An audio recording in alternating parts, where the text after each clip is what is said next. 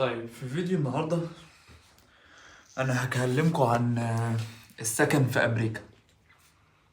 السكن في أمريكا هو أغلى حاجة موجودة في أمريكا. يعني متهيألي دي أكتر حاجة الناس بتعاني منها، إن السكن غالي. ولكن أنا النهاردة هجيب لكم حل المشكلة دي. هقول لكم إزاي تسكن ببلاش أو تسكن بسعر قليل، مع إن دي حاجة شبه مستحيلة في أمريكا. ولكن أنا هقول لك عليها عن خبرة، اسمع مني عن خبرة. اول حاجه انت هتلاقي ان انت لو اجرت بيت زي ما الناس كلها بتعمل، اغلبيه الناس هتقول لك يا عم اجر، هتشتري بيت ب 300 الف دولار. اجر يا عم بيت وادفع 1000 ولا 2000 ولا 3 في الشهر. طيب انا اقول لك على حاجه، ايا كان الولايه اللي انت قاعد فيها، ولو ان 1000 دي ما بقتش موجوده خالص دلوقتي، يعني نادرا قوي لما نسمع عن ولايه. يعني ممكن في كارولاينا نسمع عن بيت مثلا ب 1000 او ب 1200، ولكن أغلبية الولايات ارتفع فيها الأسعار جامد. يعني نيويورك الاستوديو هيبدأ تلاتة ونص الاستوديو كمان. يعني يا ريته حتى بيبقى بيت عدل، ده هو أوضة وصالة وحمام، وبيبقى حمام صغير قد كده يعني، والصالة بتاعته بتبقى صغيرة والأوضة بتبقى صغيرة، اللي هو استوديو يعني. طيب في كارولاينا الاستوديو مثلا ممكن يبدأ له من 800 ل 1000 دولار مثلا، او ممكن يعلى حسب الاستوديو، حسب المكان بتاعه فين. يعني اللي بيبقى على البحر او على المحيط يعني بتبقى الاسعار اغلى بكتير من كده. ولكن انا النهارده هقول لك ازاي تجيب بيت كبير، يعني فيلا تقريبا، واوفر من الايجار والحاجات دي. طيب انت ايجار البيت ده مثلا ممكن يدخله في كام؟ ممكن لو بيت كبير ممكن يدخله في 5 6 6000 دولار، 5000 دولار.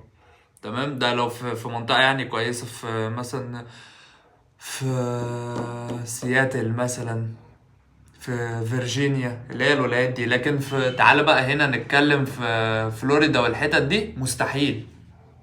انت البيت ده هتلاقيه يا معلم في الشهر ممكن يخش له في 10000 دولار. زي ما انت سامع، خراب بيوت خراب بيوت يعني. يعني ليها حق الناس تشد في شعرها هناك. دي برضو كانت من ضمن الحاجات اللي خلت الناس اللي هم المهاجرين، اللي هم اللي جايين من المكسيك ومن الحتت دي وجايين يقولك هو ده بقى الحلم الامريكي، ده احنا قاعدين في الشارع ومش عارف ايه. دلوقتي في عهد الديمقراطيين بقت الدنيا صعبة والبيوت اسعارها ولعت، لان الاقتصاد الامريكي اصلا وقع يعني. ولكن برضو انا حلكوا عندي، برضو حل الغلاء ده كله عندي. انا اقول لك انت ازاي بقى تسكن ببلاش. تعالى بقى. اول حاجة نقول مثلا، نتكلم ان انت هتأجر مثلا ايه بيت 10 سنين. طيب انت لو حسبتها هتلاقي انك هتدفع في ال10 سنين اكتر من تمن البيت اللي انت ممكن تشتريه، اللي هو نفس البيت. لو بيت كبير هتدفع في ال10 سنين، هتلاقي نفسك دافع سعره، يعني على 10 12 سنة هتلاقي نفسك مقفل سعره. طيب انا هقول لك بقى النهارده انت تعمل ايه وتكسب كمان من العقار. هقول لك ازاي. بص، بس طبعا لازم تبقى رايح امريكا قانوني عشان يبقى معاك ورق. انت هتاخد قرض من البنك. القرض ده بيبقى على 30 سنة، وحسب يعني ما افتكر على 30 سنة. في قروض تبقى على 30 سنة، ولكن ايه كنت عايز اقول ايه، ما علينا يعني، مش مهم. هو دلوقتي عشان التضخم قل، التضخم قصدي زاد، فممكن تلاقي الفايدة زادت بتاعة البنك. ولكن مش مهم يعني، الفايدة دي هتبقى ايه، 100,000 زيادة. في ناس هتقول ربا بقى ومش عارف ايه. هو انت لاقي يعني خده خلاص. عارف انا هقول لك برضه ازاي تعوض كل الكلام ده. البيت اللي انت هتشتريه ده، هتشتريه سواء كان ب 300 ألف دولار أو ب 600 ألف دولار. أول حاجة هتنقي الأول البيت وهتعرف سعره اللي انت هتخلص فيه. بعد كده هتروح تقدم على قرض من البنك. لو ما سددتوش ما بتتحبسش. يعني هتقولي مثلا وانا ليه اعرض نفسي الحبس؟ لا لا، انت مش هتتحبس حتى لو ما سددتش، مش هتتحبس. انت بتاخده بضمان البيت اللي انت هتشتريه. بمعنى انا خدت مثلا دلوقتي، شفت الاول فيلا كبيرة جدا، بيت يعني دورين او 3، كبير بجراج بجاردن، بجنينه من ورا. مش عايز اتكلم انجلش يعني عشان تبقوا فاهميني وكده. فما علينا يعني. بيبقى في جنينه من ورا ومدخل خاص من قدام وكده، اللي هو انت في عقار ملك لوحدك يعني، مفيش اي حد من الجيران. يعني الجيران بيبقوا في الفيلا اللي جنبك. البيت كله بيبقى بتاعك يعني، بالجنينه، ولو فيها بسين كمان، ولا انت لو عايز تعمل بسين ايا كان. انا شفت بيت عجبني، سألت صاحبه على سعره، هخلص فيه ماشي. سعره كام؟ 600 الف دولار. ما تتخضش. ليه؟ ما تقولش يا عم انا اروح اجر احسن ومش عارف ايه. انت هتأجر، الايجار غالي. يعني 3000 دولار اللي هتدفعهم ايجار، ولا ال 4000 على مدار العشر سنين، ولا اكتر من 10 سنين، يعني على 12 سنة هتكون مقفل تمن البيت. هتكون قلت يا ريتني كنت جبته اوفر يعني. طيب، انا اهو شفت البيت عجبني، سألت صاحبه بكام البيت، اهو 600 الف دولار. طيب ماشي، 600 الف دولار. هروح اقدم في البنك على قرض ب 600 الف دولار. عايز القرض ليه؟ عايز اشتري البيت ده. طيب هيديني القرض. هناك سهل جدا، انك هناك سهل قوي تعمل اي حاجه، عشان تبقى عارف مفيش اي حاجه صعبه هناك. ممكن تاخد منك مجهود لكن صعوبه لا. هتلاقي اللي انت عايزه في الاخر، يعني الدنيا لا ان شاء الله سهله. خدت ال 600 ألف دولار، رحت اشتريت البيت. طيب لحد ما اسدد على 20 أو 30 سنة حسب القرض. طب لو ما سددتش ايه اللي بيحصل؟ البنك بياخد مني البيت. بس كده. شفت سهلة ازاي؟ ولا بتتحبس ولا بتعرض نفسك لمش عارف ايه ولا اي حاجة من الوجع الدماغ دي، البنك بياخد البيت. وطبعا ممكن يرخموا عليك ما يرضوش يدوك قروض تانية وكده، بس شوف لك بنك تاني يعني، دي مش مشكلة. انا خدت اهو 600 ألف دولار من البنك، رحت اشتريت بيها البيت. اوكي. يا اما تفتحوا اير بي ام بي، تأجر بقية الاوض، مثلا الاوض اللي تحت في الريسبشن. ما هو انت حاول تنقي بيت يكون فيه اوض تحت، يكون دورين تلاتة، وخد انت لنفسك دور بأوضه لو انتوا عيلة وكده، وأجر اللي تحت. طيب لو الدنيا صعبة، هقول لك انا بقى هتعمل ايه. لو الدنيا صعبة، بدل ما هتاخد قرض عشان تجيب بيت واحد، حاول تشوف بيت كمان يبقوا بيتين. اول واحد البيت اللي انت هتقعد فيه. تاني بيت هتشتريه يعني حاول تنقيه في حته كده تكون جنب المطار. افتحه بيت شير او اير بي ام بي، اللي هو بتأجر السرير، تأجر الكنبه. الكنبه مثلا 8 دولار في اليوم، اللي عايز يجي ينام عليها. ودي عروض بقى، يعني قول مثلا جيب بيت فيه مثلا 6 اوض، واجر كل واحده الليله بكذا. طبعا انت يعني الناس هيجوا عندك قد كده، لانك ارخص من الاوتيلات بكتير. ممكن بقى تغريهم، ممكن تقول لهم اول يوم هديكوا وجبه ببلاش، او هروح انا اجيبكم من المطار. اغري يعني، فاهم؟ اكتب في الديسكريبشن كده ان انت هتتكفل ان انت تروح تجيبهم من المطار وتوديهم البيت وكده. في نفس الوقت انت هتبقى كسبان جامد. هتبقى كسبان جامد قوي قوي قوي من الموضوع ده. طيب خلينا مثلا نقول ان انت خدت بيت ليك، واشتريت بيت تاني فيه 6 اوض. هتأجر مثلا الأوضة ب 16 دولار في اليوم، ده حاجة وهمي. 16 دولار في اليوم ده على أوضة، ده حاجة وهمية. ليه بقى؟ لأن نفس الأوضة في الأوتيل ب 250 و 300 دولار في اليوم. ده ارخص اوتيل. حاول انت بقى تجيبها في مكان يعني فاهم، يكون متداس كده. ادرس الاول. انا ممكن اقول لك الاماكن، يعني خليك دايما في نيويورك ناحيه التايمز سكوير. البيوت تبقى غاليه وكل حاجه، بس هتكسب منها قد كده. يعني انا اقول لك على حاجه، انت ممكن تدفع القرض اللي انت خدته من البنك، ممكن تدفعه بسبب الموضوع ده.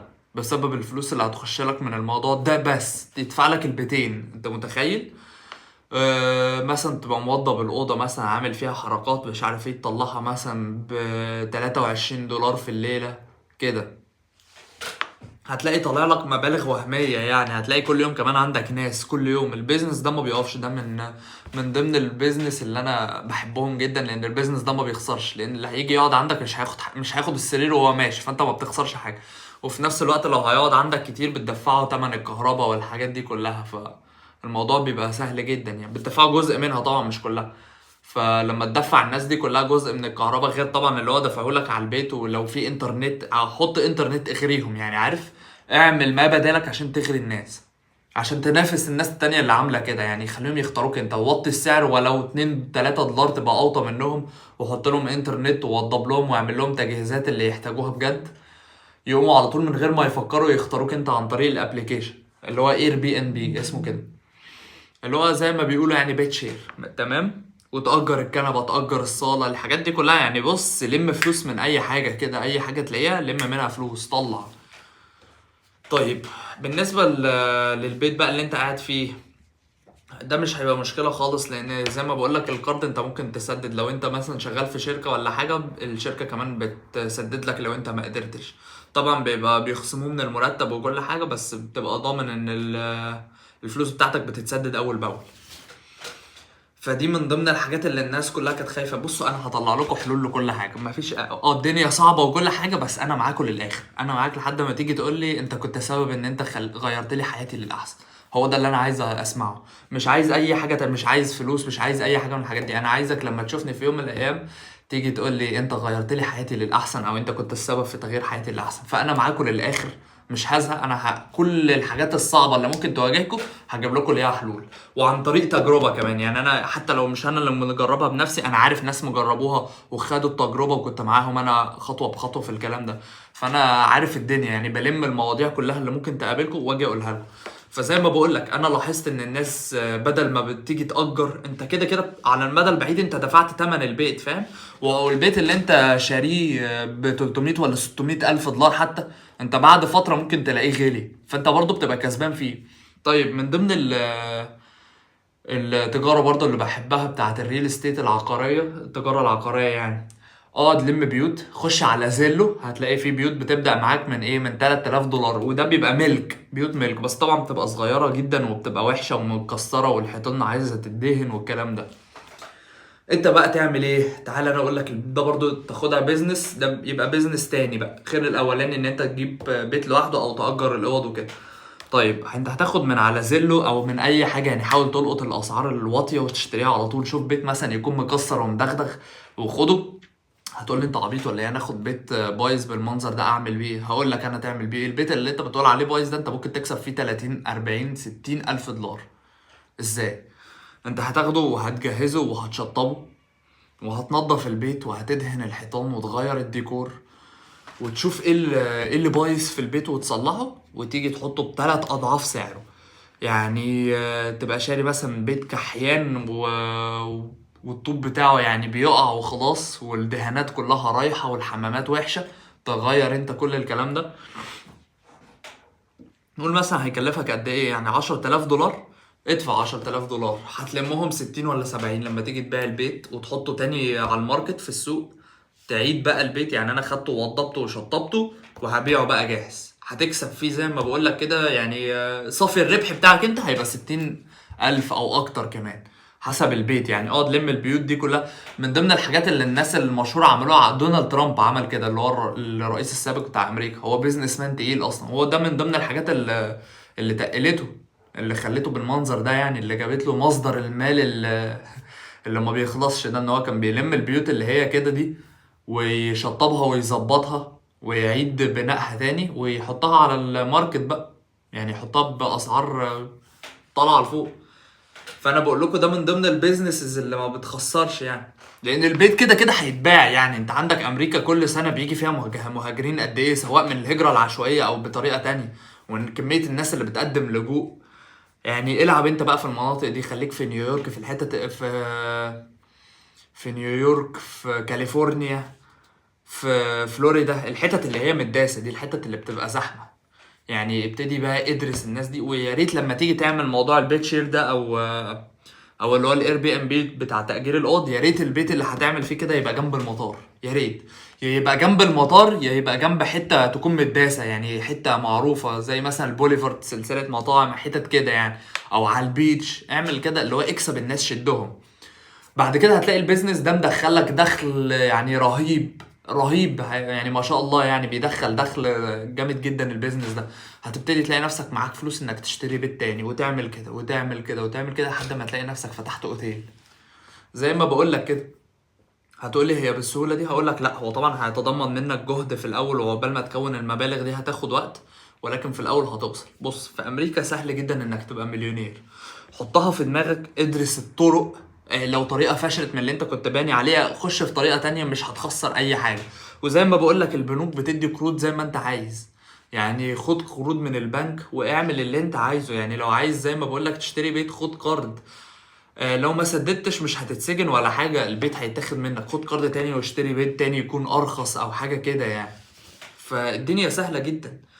وانا زي ما بقول لكم انا معاكم للاخر، واي حد عايز يسال سؤال انا برد على الاسئله كلها في ساعتها. يعني مفيش حد بيسالني سؤال وما بردش عليه، الا طبعا لو سؤال تافه يعني ملوش علاقه وكده بتجاهل انا الاسئله التافهه. لكن لو فعلا سؤال مصيري وانت محتاجه، انا برد عليك على طول من واقع الخبره. لو انا ما اعرفش اجابه السؤال بقول لك انا ما اعرفش للاسف، بس هحاول اعرف لك.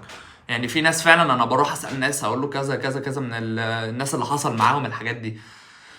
ويقول لي حصل معايا كذا كذا كذا، فاجي اقول للشخص ده بص انا كنت اعرف حد حصل معاه كذا كذا كذا في الكومنتات بقى، يعني برد على طول انا على الكومنتات وبساعد باكتر عدد من المساعدات اللي اقدر عليها. يعني ما بحاول اسيب حد، ما بحاول ما اسيبش حد ناقص معلومة او محتاج معلومة. يعني بحاول اغطي كل المعلومات بتاعت الناس اللي عايزينها. فزي ما قلت لكم كده، حكاية البيت دي سهلة جدا. يعني بدل ما أجر لك في الأول يا عم بيت مثلا بتلات أربع آلاف دولار أول شهر، لحد ما تاخد القرض من البنك وتكون لقيت البيت التاني اللي أنت عايزه، والدنيا سهلة. وزي ما بقولك خد البيت اللي أنت عايزه لو أنت معكش عيلة وكده. أجر يا عم بقية الأوض، هتلاقي البيت جاب لك، هتلاقي الموضوع الإيجار ده جاب لك فلوس إنك تشتري بيت تاني. هتكون طبعا سددت القرض وهتشتري بيت تاني جنب شغلك طبعا اللي انت هتشتغله. فشوف بقى يعني افتح مجالات لنفسك. ما تقعدش في بيزنس واحد، كتر المجالات طول ما انت قادر. كتر المجالات اللي تحبها دوس فيها، ما تشيلش هم الخسارة، لان في امريكا اللي هتخسره النهاردة هتجيبه ازيد منه بكرة. فسهل جدا يعني الدولار ملوش قيمة في امريكا، بيتجاب كده. ورقة ال100 دولار دي زي الورقة في امريكا، يعني ممكن اي حد يجيبها، عشان تبقى عارف. بس وانا كده يعني ارجو فعلا ان انا اكون حلت لكم مشكله البيوت دي، غلاء البيوت، لان في منكم ناس كتير تقول لي انا لسه هروح امريكا ومش عارف اعمل ايه في موضوع البيوت ده. فيعني ارجو ان انا اكون جاوبت على سؤالك وسهلت لك الموضوع. وان شاء الله اي حاجه هتقف في وشك تيجي تقول لي عليها هعمل لك بيها فيديو، هسهل لك الموضوع على اكبر قدر ممكن عليه يعني. فاتمنى يكون الفيديو عجبكم، اتمنى تكونوا بجد استفدتوا. مش عايز حد يخاف من حاجه خالص، لان انت كده كده بتخوض تجربه. هيقف قدامك صعوبات ولكن هتحلها. الصعوبات دي مش هتوقعك، ولو وقعتك هتقوم بكره. يعني فاهم، تدرس كده المشاكل اللي بتقابلك، فكر فيها كده وفكر في حلولها بالراحه. انت ما وراكش حاجه، ما تستعجلش ابدا في الحاجات دي. دايما يعني فكر في الموضوع من كل الزوايا، هتلاقي له حل. وهتعرف ان الموضوع اللي كان ما بينيمكش الليل ده انت طلعت له حل في ساعة تفكير.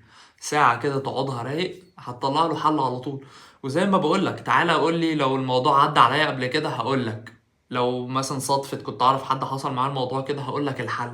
ومش هتحتاج ان انت تتعب نفسك. انا هنا عشان اساعدكم على فكرة. انا عامل القناة دي اصلا عشان ايه؟ اريح الناس. انا عايز الناس ترتاح، مش عايزين الناس تعيش في القرف اللي هم عايشين فيه. ايا كان يعني مكانك وكده. بس انت لو مش مرتاح، انا اعمل القناه دي عشان اسهل لك واقول لك لا، ارض الله واسعه. يعني انت مخير، شوف المكان فين اللي انت عايز تروحه وروح. امريكا 50 ولايه، اللي هتلاقيه صعب في ولايه روح ولايه تانية. مش معنى ان انت واجهت صعوبه في ولايه واحده تقول ياه دي امريكا زي الزفت يا جماعه. لا، دي الولايه اللي انت فيها. عندك 50 ولايه ولا اكتر من 50 ولايه، روح كل ولايه. يعني من ضمن الولايات اللي انا بحبها ولايه فلوريدا، رايقه، تحس ان الناس كده كلها مبسوطه. ولايه رايقه كده، مفيش اي مشاكل، مفيش اي حاجه. كل المشاكل اللي هتقابلك هتواجه لها حل. ليه؟ لان انت نفسيتك بتبقى مرتاحه. انت في ولايه جميله من اجمل ولايات امريكا. في برضو من ضمن الولايات السهله اللي ممكن تقدم فيها لجوء يتقبل على طول، اللي هي سانت لويز. سانت لويس برضو من الولايات الحلوه جدا اللي ممكن تقدم فيها لجوء هيتقبل بسرعه. يعني مش هياخد وقت. وولايه جميله برضو، ولايه جميله ورخيصه. ولكن من ضمن اجمل الولايات اللي في امريكا انا شايف من وجهة نظري ان هي فلوريدا. يعني ملهاش حل. فلوريدا انت تبقى قاعد كده مرتاح نفسيا وانت ماشي في الشارع. يعني عارف، بجد يعني مبتبقاش عايز تروح البيت. يعني حتى البيت اللي بتروحه البيت جميل يا جماعة. البيت والله بيبقى جميل. البيوت اللي فيها يعني بتبقى تحفة. بس غير كده انت ما بتبقاش عايز، يعني بتبقى قاعد في الشارع على طول والله من كتر جمال الولايه. هتقول لي ما هي غاليه ومش عارف ايه، هقول لك ما هي غاليه وانت بتقبض بالغالي. يعني في ناس بتقول كده في ولايات، في ناس بتقول لي يا عم دي ولايه غاليه ونجيب منين. ما هو ولايه غاليه انت ما بتقبضش زي بقيه الولايات. يعني ما بتقبضش فيها زي ما بتقبض في كارولاينا مثلا، لا انت بتقبض اغلى. فانت بتبقى قادر على انك تصرف المبالغ دي كلها. وزي ما بقول لك افتح في مجالات متعدده. يعني ماركتينج، اي حاجه من الحاجات دي كلها بتكسب. ادرس بس انت المنتج اللي انت عايز تجيبه وتسوق له. وطبعا هيبقى عائد عليك كبير جدا. عائد الربح المادي هيبقى كبير جدا عليك. فالدنيا سهله جدا في امريكا يا جماعه. خش في اكتر من بيزنس. انت كده كده ممكن تبقى مليونير في سنه. بس طبعا مع التضخم اللي بيحصل ممكن تطول، ممكن تقعد سنتين ثلاثه، بس هتبقى مليونير في الاخر. ده مش معناه ان هي وحشه، لا. ده معناه ان انت بس ممكن تأثر عليك في الوقت. لكن غير كده النتيجة واحدة. انت كده كده رايح حاطط هدف في دماغك هتحققه مهما كان الوقت. مهما كانت الصعوبات اللي هتقابلك هتحقق الهدف. ما تستسلمش.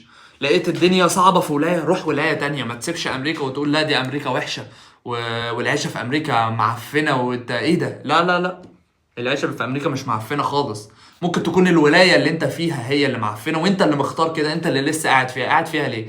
لان في ناس بتيجي تهاجمني، انا معرفش هي بتهاجمني ليه، يعني انا مالي وانا الرئيس الامريكي؟ انا معرفش ليه. يا عم ده الدنيا غالية، ده مفيش شغل، ده مفيش ايه شغل يا عم. يا عم ده انت حتى الولايات المعفنة الشغل فيها على قفا من يشيل. تعال قول لي كده ولاية انت مش لاقي فيها شغل. انا مش فاهم انا الناس دي، بس طبعا انا ما بردش على الناس دي يعني الناس دي ما بتبقاش عايزة تتعب دماغها ويقول لك يا عم انا قعدت في البيت ما جاليش شغل ومش عارف. ما انزل دور يا بابا، انزل دور. الدنيا مش سهلة قوي كده يعني، عارف اللي هو مش انت مش دونالد ترامب هيعرضوا عليك الشغلانة وانت قاعد في البيت، مش ميسي حضرتك يعني. انزل دور هتلاقي طبعا، وهتلاقي بالاسعار اللي انت عايزها كمان. يعني لو لقيت شغلانه بسعر وحش بتاخدها ليه؟ ما في شغلانات تانية بالسعر اللي انت عايزه. دور بس دور. انت ممكن انت هتروح امريكا من اول يوم هتلاقي شغل. بس الفكره في ايه؟ هل بالاسعار اللي انا عايزها؟ انت طبعا في اسعار اغلى. انت عايز انت راجل عايز تعمل ايه؟ 5 و6 و7 7000 دولار في الشهر. هتلاقي شغلانات ممكن تديك 30,000 دولار في الشهر. انا عارف ناس عرب بيعملوا 30,000 دولار في الشهر. بس مش شغلانه واحده، لا بيشتغلوا في كذا شركه، بيبقوا فنيين.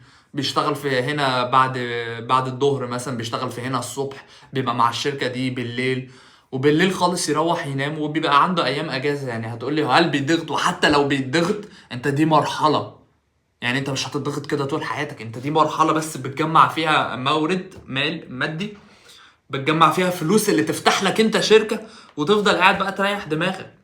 وهتلاقي ناس مهاجرين هيشتغلوا عندك بالاسعار اللي انت عايزها. في جنسيات، في بعض الجنسيات يعني الهنود مثلا والفلبينيين والناس دي بترضى بالشغلانات اللي كمان اللي فلوسها مش كتير. يعني الناس دول بياخدوا شغلانات ممكن ياخدوا مثلا 10 دولار في الساعة، بيبقوا قابلين هم الكلام ده. انما احنا كعرب طبعا ما بنبقاش قابلين، احنا عايزين 16 دولار في الساعة و20 دولار في الساعة. وهل تقول لي ان مفيش؟ لا في. شوف الولايه اللي بتعمل كده، وانا قلت لكم الولايه فلوريدا في شغلانات فيها بتوصل ل 30 دولار في الساعه. انت متخيل 30 دولار في الساعه؟ مع طبعا تشوف لك شغلانه تانية جنبها. انت خلاص انت عايز اكتر من كده.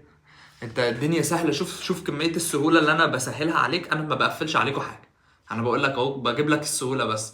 الصعوبات بلاقي لها حل. مش بقول لك خد دي لا هتلاقي قدامها مشكله مش هتعرف تحلها، لا بقول لك هتلاقي قدامها مشكله وحلها اهو. زي مشكله السكن، انا قلت لكم اهو حلها. هتاخد قرض هتسدده على مدار مثلا 20 30 سنه، انت مش خسران حاجه. انت عندك شغلك بتسدد منه.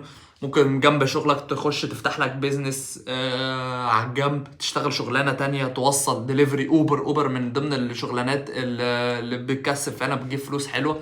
لو هتشتغل مثلا سواق نقل في شركة، وهتشتغل في شركة تانية، ولا هتشتغل في شغلانة تانية، سواقين النقل بيكسبوا برضه تبع الشركة. يعني ممكن تاخد لك 16 دولار في الساعة، وجنبها هتشوف شغلانة تانية هتاخد برضه، هيبقى هتعمل مبالغ حلوة يعني هتبقى مليونير. وهو الضغط ده بيبقى في الاول بس، اول سنه ولا اول سنتين. ولا لا يا عم، لو انت يعني عارف انت اللي هو انت قاعد كده ما بتعملش حاجه ومش عايز تشتغل وراجل كسلان، هتبقى مليونير في 3 4 سنين بس. هتوصل. بص طالما حطيت الموضوع في دماغك هتوصل. فكر انت بس فيها وقلبها. وانا قلت لك يعني اتعب في الاول هترتاح بعدين، لان مفيش حد بيفضل مرتاح طول حياته. اتعب في الاول هترتاح بعدين. تاخد لك في الاول شغلانتين ثلاثه، تجمع بيهم الفلوس اللي تعيشك ملك، اللي تعيشك في قصر. تفتح بيزنس خاص بيك، تفتح لك شركه، تفتح لك مصنع، تعمل تجيب مثلا عربيات وتأجرها. من ضمن برضه الحاجات اللي بتكسب، تجيب تاكسيات وتأجرها، تجيب عربيات نقل وتأجر لشركات. كل الكلام ده بيكسب، كل الكلام ده بيكسب. بس فانا ارجو ان انا اكون حلت لكم مشكله البيت. والعيشه في امريكا مش صعبه كده، واقول لك الناس اللي بتقول لك ان هي صعبه دي سابوها ومشي. يعني لما يقول لك انت هتيجي هنا تعمل ايه والدنيا صعبه جدا والكلام ده، طب انت ايه اللي مقعدك فيها؟ اساله كده السؤال ده. هيقول لك مش هينفع ارجع. مش هينفع ليه؟ وانت مش متعذب عندك ليه؟ مش هينفع. مش اللي انت بتقول ان اللي هناك احلى؟ طب ما رحتش انت ليه هناك؟ ليه قاعد فيها؟ مش هيعرف يرد، او هيطلع لك حاجات ملهاش اي علاقه بالواقع. يعني عارف هيجيب لك اجابات بتاعت اسئله تانية خالص. ما علينا. يعني هو الدنيا هناك حلوة جدا يعني، ممكن تعيش فيها مرتاح بصراحة. يعني هتتعب في الأول بس بعد كده هترتاح. خد الجنسيه الامريكيه واعمل الفلوس اللي انت عايزها وروح اقعد في اي دوله في العالم، اي دوله في العالم. انت خلاص يعني انت عديت خط الفقر خلاص، انت بقيت من الاغنياء، طب بقيت من الطبقه اللي هي العاليه. روح، والجنسيه الامريكيه هتخليك تروح تعيش في اي مكان في اوروبا زي ما انت عايز. روح عيش في الخليج، روح عيش في اي حته انت عايز. مجرد ما تعمل خلاص الفلوس اللي في امريكا، حتى لو عندك شركه في امريكا عادي، روح اقعد شهرين في مش عارف فين، روح اقعد سنه في بلد مش عارف ايه، انت حر. انت الدنيا قدامك خلاص اتفتحت، انت بقى معاك فلوس، انت تقدر تعمل اللي انت عايزه. تعبت بعدين بس ارتحت بعد كده، وانت بنفسك هتقول ده انا فاكر انا كنت في الاول تعبان خالص، يا الدنيا قد ايه ضحكت لي. شوف، هتضحك لك. حط بس انت اللي في دماغك، حط التارجت بتاعك، الهدف اللي انت عايز توصل له، واسعى وامشي وراه هتحققه. بس طبعا هتتعب، بس هتاخد قدام تعبك ده التقدير بتاعك. بس كده. ارجو اكون حلت لكم مشاكل كتير في الفيديو ده، وارجو ان انتوا تكونوا كملتوا الفيديو للاخر، وان شاء الله هعمل لكم فيديوهات تانية. الفيديو اللي جاي غالبا هيبقى رد عن الاسئله، هرد عن الاسئله الكتير اللي اتسالتها، سواء كان على البوست بتاع الكوميونتي اللي انا حطيته او على مدار الفيديوهات التانية. يعني انا في كذا كومنت كده باخدهم سكرين شوت، وهم دول اللي هرد عليهم في الفيديوهات اللي جايه، في الفيديو اللي جاي. هو غالبا هي الفيديو اللي جاي هيبقى هجاوب عن سؤال: هل امريكا امان؟ وايه الولايات الامان وايه الولايات اللي مش امان؟ وهل امريكا تستحق ان احنا نقعد فيها بالرغم ان هي مش امان؟ انا هقول لك امريكا تستحق نقعد فيها، لان هي بجاوبك يعني بغششك حاجه من الفيديو اللي بعدين. هي امريكا امان وكل حاجه، في ولايات بتبقى مش امان، بس انت مش هتتضرر في حاجه. يعني نسبه ضررك، ما في مصريين هم قاعدين قد كده وقاعدين في شيكاغو اللي هي القلق كله، ما بيحصل لهمش حاجه يعني الحمد لله. يعني ربنا ما يجيبش مشاكل، فاهم؟ وانت اي حاجه بتتصل بالشرطه 5 دقايق بيكونوا عندك يعني. ما علينا. ده في الفيديو اللي جاي عشان تبقوا مستنيينه على نار. هجاوبكم فيه على كل حاجه خاصه بالموضوع ده، هل امريكا امان ولا لا، واعمل ايه عشان ما تضرش، وايه الولايات الامان وايه الولايات اللي مش امان، وكل الكلام ده هجاوبه في الفيديو اللي جاي. بس ارجو ان انت يكون عجبك الفيديو ده، ولو مش مشترك في القناه اعمل اشتراك في القناه، مش هتخسر حاجه، احنا حبايب يعني. بص، انا عايز احسسك في الفيديو بتاعي ان انت قاعد بتدردش معايا، ان انت قاعد قدامي مش ماسك الموبايل، سواء بتتفرج على التلفزيون او على الموبايل. انا عايز احسسك ان انت كانك قاعد معايا بالظبط وبندردش مع بعض. اي حاجه هتقابلك هتكتب لي هعمل لك عليها فيديو، لو مستاهله، لو مش مستاهله وعايز الرد على طول هكتبه لك في الكومنت وخلاص، وابقى ساعدتك برضه. بس ارجو يكون الفيديو عجبكم، وارجو ان انا اكون حلت لكم المشكله دي، عشان في ناس كتير بتقول لك ده اللي موقفني ان انا اروح امريكا عشان السكن. لا، السكن سهل جدا، هو غالي وكل حاجه، بس انا جبت لك مشكله الغلو ده. بس استنوا بقى الفيديو اللي جاي. وشكرا لكم جدا على انكم كملتوا الفيديو للاخر، شكرا لكم جدا على كل واحد كتب لي كومنت جميل. والله انتوا اللي ناس جميله، وانا فعلا مكمل عشانكم، انا ببقى متحمس ان انا اعمل الفيديو عشانكم. ومعلش المره دي اتاخرت في الفيديو علشان كان عندي شويه حاجات بخلصها، فعملت لكم الفيديو اهو بسرعه. وارجو ان انتوا تكونوا اتبسطتوا من الفيديو، واتبسطتوا من القناه، واتبسطتوا من اسلوب الكلام. يعني انا بحاول استخدم الكلام السهل علشان كله يفهم الفيديو، ما فيش حد يعني تقف قصاده معلومة ما يبقاش فاهمها، لا بحاول اوصل لك المعلومة بكل الاتجاهات عشان كل الناس تفهمها، كل الناس. بس وانتظروني في الفيديو اللي جاي. كنت معاكم علي عمرو.